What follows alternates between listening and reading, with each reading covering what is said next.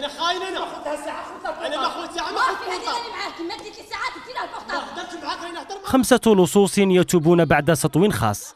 هكذا كانت نهاية المسرحية التي قدمها المسرح الجهوي لولاية سعيدة على ركح محي الدين بشتارزي، حيث يسلط العمل الأضواء على قضية تهريب الآثار المحلية في قالب كاريكاتوري.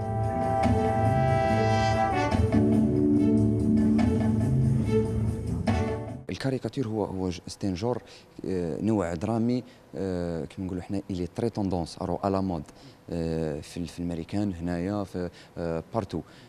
الور لو بيبليك كي يشوف حاجه سافيدير نسميوها حنا لا كوميدي نوار، الكوميديا السوداء، لما يشوف حاجه تتعلق به ولكن بالضحك يضحك على همه، ولكن من بعد كي يخرج يتكاكا باللي سيتي فو الفو كيل شونج. في العمل جرعة كبيرة من الكوميديا اعتمد عليها المخرج لكي يمرر رسائله بسلاسة، خاصة مع الممثل قاسم مرزوق.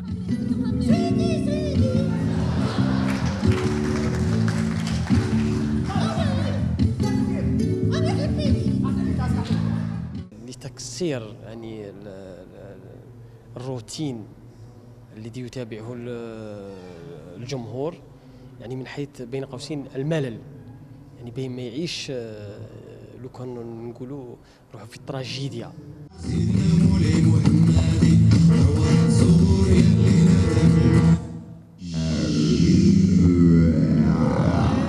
رؤية إخراجية وإن تفاعل معها الجمهور، إلا أن هناك من يدعو إلى تقديم أعمال تبتعد عن الشعبوية. شاهدنا اليوم تحفة مسرحية بأتم معنى الكلمة، ولا نملك في هذا المقام سوى أن نرفع لها قبعة الاحترام. انتقاد النخبوي لهذا النوع من الأعمال الفنية معروف، هو استهلاكي شعبوي موجه للجمهور للاستهلاك السريع، يعني ثقافة فاست فود إن صح القول.